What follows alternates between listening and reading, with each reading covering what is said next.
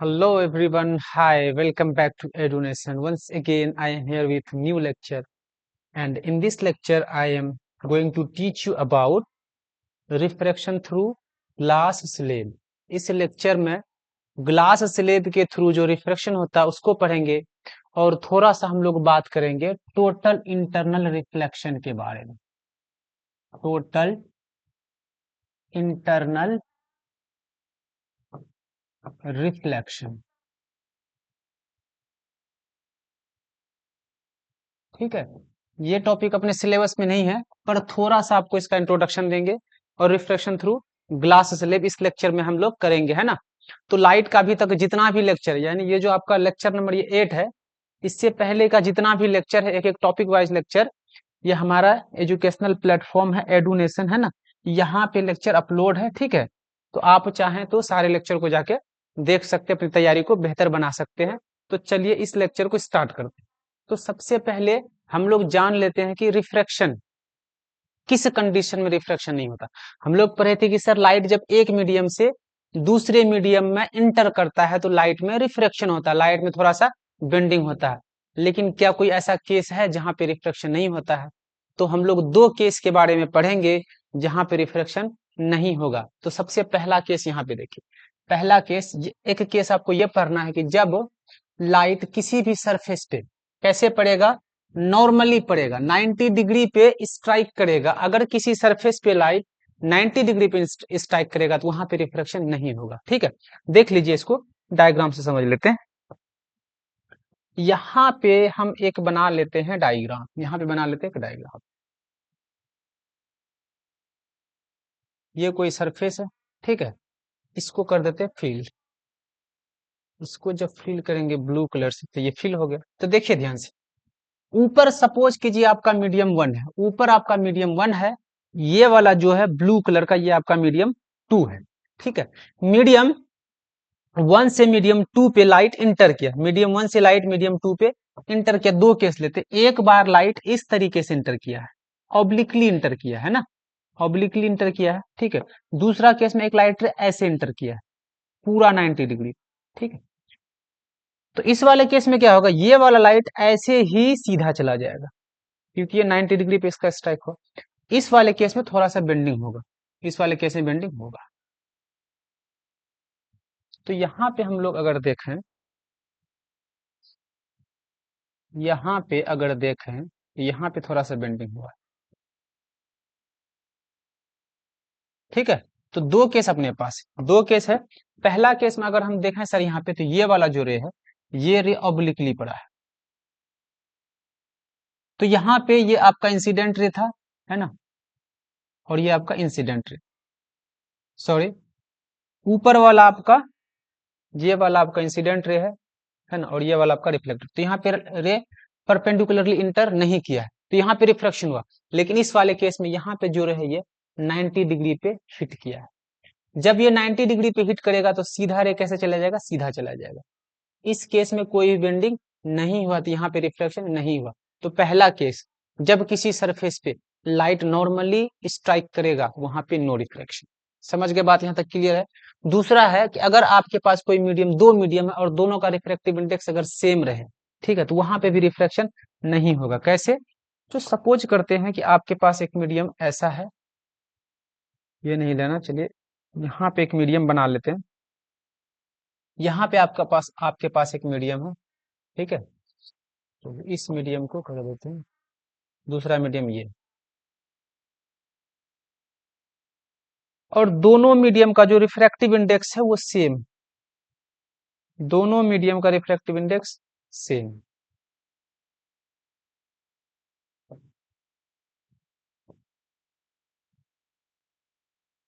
ठीक है, ये वाला मीडियम 1 है और नीचे वाला आपका मीडियम 2 है। इस केस में मीडियम 1 का जो रिफ्रैक्टिव इंडेक्स है कुछ भी है, मान लेते म्यू 1, और इसका रिफ्रैक्टिव इंडेक्स म्यू 2। लेकिन कंडीशन ये कहा है कि सर दोनों का रिफ्रैक्टिव इंडेक्स सेम है। ये कहना चाह रहा है कि म्यू 1 जो है सर जी वो म्यू 2 के बराबर है, कुछ वैल्यू मान लेते हैं म्यू, दोनों का रिफ्रैक्टिव इंडेक्स सेम है। अगर यहाँ पे आप किसी भी लाइट रे को एक मीडियम से दूसरे मीडियम में लेके जाएंगे ऐसे, तो ये ऐसे ही चला जाएगा, कोई बेंडिंग यहाँ पे नहीं होगा। ठीक है, किसी भी तरीके से रे के लेके जाए, यहाँ भी रे लेके जाएंगे ये सीधा ही चला जाएगा। तो यहाँ पे रिफ्रैक्टिव इंडेक्स दोनों मीडियम का सेम है, ये आपका रिफ्लेक्ट दूसरा पहला मीडियम, ये रे दूसरा मीडियम, यहाँ पे रिफ्लेक्शन हुआ ही नहीं, लाइट सीधा ही चला गया। तो हम लोगों को दो केस याद रखना है कि जब लाइट किसी सरफेस पे एक मीडियम से दूसरे मीडियम में जा रहा, अगर सरफेस पे वो इंटरफेस के पास अगर वो 90 डिग्री पे स्ट्राइक कर रहा है, तो यहाँ पे होगा सर जी नो रिफ्रैक्शन। इस वाले केस में यहाँ पे रिफ्रैक्शन हुआ, क्योंकि यहाँ पे जो ये एंगल है ये 90 डिग्री नहीं है, ये 90 डिग्री से बड़ा है या छोटा है जो भी है, लेकिन यहाँ पे जो एंगल है ये 90 डिग्री का परपेंडिकुलर इंटरफेस के पास अगर इंसिडेंट रे परपेंडिकुलरली स्ट्राइक किया है, नो रिफ्रैक्शन। समझ गए बात? और अगर दोनों मीडियम का रिफ्रैक्टिव इंडेक्स सेम रहेगा तो भी क्या होगा, no refraction. Is it clear everyone? अब चलते हैं साइन ऑफ एंगल और रिफ्रैक्टिव इंडेक्स के बीच क्या है। तो हम लोगों को क्या याद रखना, हम लोगों को याद रखना है सर प्रोडक्ट, क्या याद रखना है, product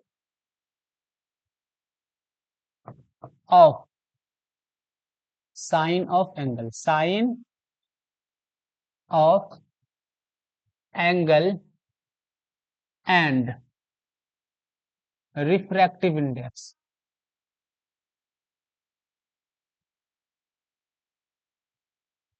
is constant, is constant for a given pair of medium.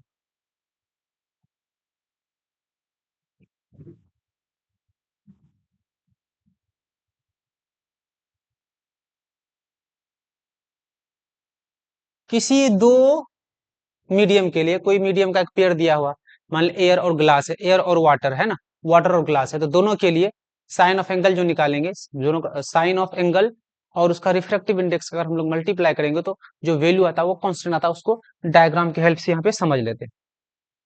तो सपोज कीजिए आपके पास यहाँ पे ये मान लेते हैं एक आपका मीडियम, ठीक है, इसी पे एक और मीडियम हम यहाँ पे बना लें, यहाँ पे एक और मीडियम बना लें, ठीक है, इसको कर देते हैं हम लोग फिल, इसको कर देते हैं फिल और इस वाले मीडियम को भी कर देते हैं फिल। तो सपोज करते हैं कि ऊपर वाटर है नीचे ग्लास, ऊपर वाटर है और नीचे ग्लास, यहाँ मान लेते हैं वाटर है और नीचे में ग्लास, दो मीडियम, ठीक है। तो इसका भी कुछ ना कुछ रिफ्रैक्टिव इंडेक्स होगा, चलिए इसका रिफ्रैक्टिव इंडेक्स को बोल दिए म्यू वन, मीडियम वन है ये, और इसका रिफ्रैक्टिव इंडेक्स को बोल दिए म्यू टू, ठीक है। अब एक इंसिडेंट रे मान लेते हैं वाटर से ग्लास पे इंटर कर रहा है, वाटर से जब ये ग्लास पे इंटर करेगा, ठीक है, वाटर से कोई इंसिडेंट आया और यहाँ पे ग्लास पे इंटर किया, अब इंटरफेस के पास जैसे आएगा इस लाइट में थोड़ा सा बेंडिंग आएगा, इस तरीके का बेंडिंग है ना। तो अगर हम यहाँ पे नॉर्मल डाल दें, यहाँ पे अगर हम लोग नॉर्मल ड्रॉ करें ऐसे, नॉर्मल ड्रॉ करेंगे तो यहाँ पे आपके पास जो एंगल मिलेगा ये वाला एंगल है एंगल ऑफ इंसिडेंस, और ये वाला एंगल ऑफ, ये है angle R, angle of refraction है, ठीक है। तो ये रूल ये कह रहा है कि यहाँ का जो रिफ्रैक्टिव इंडेक्स उसका मल्टीप्लीकेशन करना यहाँ का एंगल साइन से, यहाँ का रिफ्रैक्टिव इंडेक्स है म्यू वन, तो हम लोग करेंगे म्यू वन, क्या लिखेंगे म्यू वन, और वहां पे जो एंगल है आई है तो यहाँ पे लिखेंगे साइन आई, ये वैल्यू एक कांस्टेंट वैल्यू देगा, ये एक कांस्टेंट वैल्यू देगा। इसी तरह से अगर हम लोग सेकंड मीडियम में आ जाए तो यहाँ का रिफ्रैक्टिव इंडेक्स है म्यू टू, यहाँ का रिफ्रैक्टिव इंडेक्स है म्यू टू इंटू यहाँ पे जो एंगल है आर है तो ये लिखेंगे साइन ऑफ एंगल आर, ये भी वैल्यू एक कांस्टेंट वैल्यू होगा, ये वैल्यू भी एक कांस्टेंट वैल्यू होगा। तो यहां से हम लोग देखते हैं ये वाला वैल्यू भी कांस्टेंट के बराबर है और ये वाला वैल्यू भी कांस्टेंट के बराबर है, it means both the values are equal, तो दोनों को हम लोग इक्वेट कर सकते हैं, है ना। तो मैथमेटिक्स में ऐसे इक्वेशन यूज करते हैं, तो यहां से हम लोग लिख सकते हैं μ1 sine I is equal to μ2 sine r. तो इस रिलेशन को याद रख लेना, ये बहुत इंपॉर्टेंट रिलेशन है, बहुत इंपॉर्टेंट रिलेशन, इसको याद रख लेना। यही कह रहा है, ठीक है। For a given pair of medium, है ना, हर मीडियम के लिए फिक्स होता है। वाटर और ग्लास के लिए फिक्स होगा, है ना, ग्लास और एयर के लिए फिक्स होगा, है ना, एयर और वाटर के लिए फिक्स होगा, तो सबके लिए अलग अलग होता है। यहां तक चलते हैं, ये क्लियर है। अब आगे बढ़ते हैं। आगे लिखा है refraction through rectangular glass slab, इसके बारे में हम लोग पढ़ेंगे, ग्लास स्लैब के थ्रू रिफ्रैक्शन कैसे होता है। तो रेक्टेंगुलर ग्लास स्लैब, तो उसका दो साइड पैरेलल होता है। अगर हम लोग यहाँ पे रेक्टेंगुलर ग्लास स्लैब एक बना लेते हैं ऐसे, यहाँ पे एक रेक्टेंगुलर ग्लास स्लैब बना लिया, ठीक है, ये आपके पास रेक्टेंगुलर ग्लास स्लैब है। चलिए इस ग्लास स्लैब को हम कर देते हैं अच्छे से फिल, इस ग्लास स्लैब को कर दिए फिल। ये रेक्टेंगुलर ग्लास स्लैब है, तो रेक्टेंगुलर ग्लास स्लैब में जो ये साइड्स होता है, ये पैरेलल साइड्स होता है। तो रेक्टेंगुलर ग्लास स्लैब से जब भी रिफ्लेक्शन कराएंगे तो रेक्टेंगुलर ग्लास स्लैब का एक ही काम है, सिर्फ लाइट रे को वो शिफ्ट करता है, और इसका दूसरा कोई औकात नहीं है, सिर्फ शिफ्टिंग करेगा। तो देख लेते कैसे करेगा। अगर यहाँ पे हम एक रे ले लेते हैं, ठीक है, अगर यहाँ पे एक इंसिडेंट रे हम लोग पास कराते हैं, यहाँ से एक इंसिडेंट ऐसे लिए, अगर ये ग्लास स्लैब यहाँ पे नहीं रहता, ये ग्लास स्लैब अगर यहाँ पे नहीं रहता, तो ये रे क्या करता, ये ऐसे ही चला जाता, ये रे ऐसे ही चला जाता। लेकिन यहाँ पे ग्लास स्लैब आ गया, तो यहाँ पे कुछ ना कुछ अब हरकत होगा। तो चलिए यहाँ पे डालते हैं नॉर्मल, इस वाले पॉइंट पे डाल दिया नॉर्मल, ठीक है। अब ये रे क्या करेगा, ये रे में थोड़ा सा आएगा यहाँ पे बेंडिंग, चलिए मान लेते हैं अंदर बेंड का, क्योंकि ग्लास का रिफ्रैक्टिव इंडेक्स तो ज्यादा होता है, इसलिए यहाँ पे किया थोड़ा सा बेंडिंग, बेंडिंग हो गया। अब फिर देखते हैं, अब लाइट रे ग्लास से क्या कर रहा है, एयर में जा रहा है, तो बाहर बेंड होगा थोड़ा सा, तो ये क्या करेगा, बाहर थोड़ा सा फिर बेंड करेगा,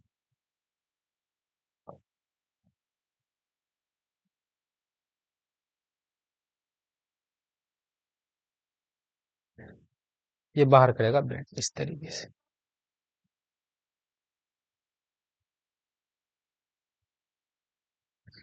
अब हम लोग ध्यान से देखें, तो ये वाला आपका इंसिडेंट रे, ये आपका incident ray, this is incident ray, ठीक है। ये वाला आपका जो रे बाहर आया, इसको बोलते हैं इमरजेंट रे,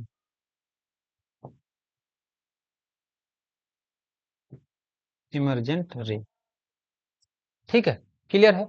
ये आपका इंसिडेंट रे का डायरेक्शन था, ये आपका इमरजेंट रे का डायरेक्शन। अगर यहाँ पे भी हम लोग नॉर्मल लगाए, यहाँ पे भी एक नॉर्मल अगर ऐसा लगा देते हैं, ठीक है, चलिए अब एंगल्स का नाम रख देते हैं कुछ कुछ। चलिए ये जो एंगल है, इसका नाम एंगल ऑफ आई बोलते हैं। यहाँ पे जो एंगल निकला, इसको बोलते हैं एंगल ऑफ इमरजेंट, चलिए ई से रिप्रेजेंट करती है इसको, ठीक है।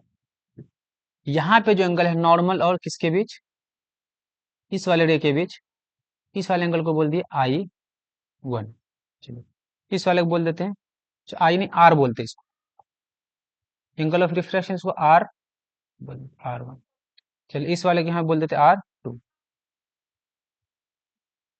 तो यहाँ अब रे को निकलना था यहाँ पे, लेकिन रे निकल के इमर्ज हो गया यहाँ पे। इन दोनों के बीच का जो परपेंडिकुलर डिस्टेंस होगा, इंसिडेंट रे और इमरजेंट रे के बीच का जो परपेंडिकुलर डिस्टेंस, इस रे से अगर हम यहाँ तक चलेंगे, रे को यहाँ निकलना था, लेकिन रे इमर्ज यहाँ हुआ, इन दोनों के बीच का जो परपेंडिकुलर डिस्टेंस है, ये वाला डिस्टेंस, इन दोनों के बीच का जो परपेंडिकुलर डिस्टेंस है, यहां से यहां तक, चलिए परपेंडिकुलर डिस्टेंस ले लेते हैं, ये जो डिस्टेंस है, इस डिस्टेंस को बोला जाता है लेटरल डिस्प्लेसमेंट। क्या बोला जाता है इसको, lateral displacement,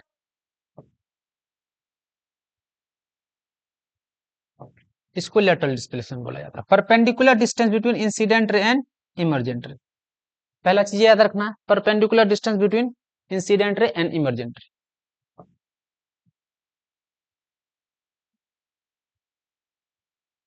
perpendicular distance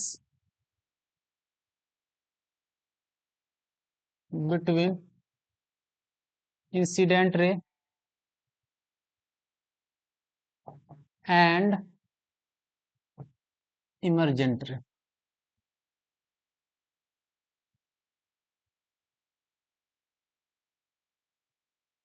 incident ray और इमर्जेंट रे के बीच का जो डिस्टेंस है उसको बोला जाता है लेटरल डिस्प्लेसमेंट या लेटरल शिफ्ट। रे को यहाँ पे निकलना था लेकिन रे यहाँ के बजाय यहाँ निकल गया। तो यहाँ से हम लोग को ये समझ में आया जो रेक्टेंगुलर ग्लास स्लैब है वो सिर्फ रे को शिफ्ट करता है, यहाँ के बजाय इसको यहाँ निकाल दिया, इसको बोला जाता है शिफ्टिंग। एक और चीज हम लोगों को याद रखना है, ये जो एंगल आई है और एंगल ई है ये बराबर होता है। Angle I is equal to angle E होता है ना। इसको थोड़ा सा प्रूफ कर देते, कैसे प्रूफ कर देते चलिए ध्यान देखिए। बाहर क्या है, एयर है, तो यहाँ का रिफ्रैक्टिव इंडेक्स को बोल दिए म्यू, क्या बोल दिए म्यू, म्यू वन बोल देते हैं, ठीक है।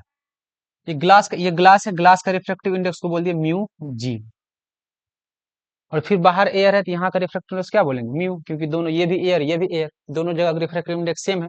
और हम लोगों को पता है कि ये वाला लाइन और ये वाला लाइन दोनों नॉर्मल है, तो दोनों पैरेलल हो जाएगा, तो ये वाला एंगल और ये वाला एंगल बराबर हो जाएगा। दूसरा चीज हम लोग को ये पता है, ये हम लोग को प्रूफ करना, तो एंगल जो आर वन है, एंगल आर वन वो बराबर है एंगल आर टू के। चलिए ये हम लोगों को पता चला। यहाँ से हम लोगों को प्रूफ करना है angle I is equal to angle E के बराबर। इसको कैसे प्रूफ करते तो देखिए ध्यान से, हम लोग अभी पढ़े हैं कि यहाँ का साइन ऑफ एंगल और म्यू अगर लेंगे, क्या लेंगे mu into sine I is equal to, glass पे आ जाए तो ग्लास क्या है mu G into sine R one, ठीक है ये लिख सकते हैं, कोई दिक्कत नहीं यहाँ तक। अब यहाँ पे अगर लिखा है यहाँ पे, तो यहाँ का म्यू है म्यू जी, म्यू जी, यहाँ पे एंगल है R two, sine R two is equal to, फिर अगर बाहर आ जाएंगे हम लोग तो क्या लिखेंगे म्यू और यहाँ एंगल है ई, साइन ई, ये पता हम लोग को। अब देखें हम लोग क्या कर सकते हैं, जो एयर होता है, एयर का जो रिफ्लेक्टिव इंडेक्स होता है उसको वन मानते हैं हम लोग। यहाँ से हम लोग क्या लिख सकते हैं, यहाँ से लिख सकते हैं साइन, इसका वैल्यू कर दिए one, I is equal to क्या लिखेंगे म्यू जी, यहाँ पे क्या लिखेंगे साइन आर वन, ठीक है। यहाँ भी क्या लिखेंगे म्यू जी साइन, यहाँ पे क्या लिखा साइन आर टू, और हम लोग को पता है कि आर टू और आर वन बराबर है, आर टू के बदले हम लोग आर वन लिख सकते हैं, sine R one is equal to किसके बराबर है म्यू का वैल्यू वन, तो साइन ई लिख सकते हैं यहाँ से। तो क्या देखते हैं साइन आई किसके बराबर है mu G sine R one के बराबर है, ठीक है। वही साइन ई किसके बराबर है mu G sine R one के बराबर है, मतलब ये भी म्यू जी के बराबर है और ये भी mu G sine R one के बराबर। इसका मतलब ये दोनों वैल्यू आपस में क्या हो जाएगा बराबर हो जाएगा। तो यहाँ से हम लोग लिख सकते हैं, क्या लिख सकते हैं sine I is equal to sign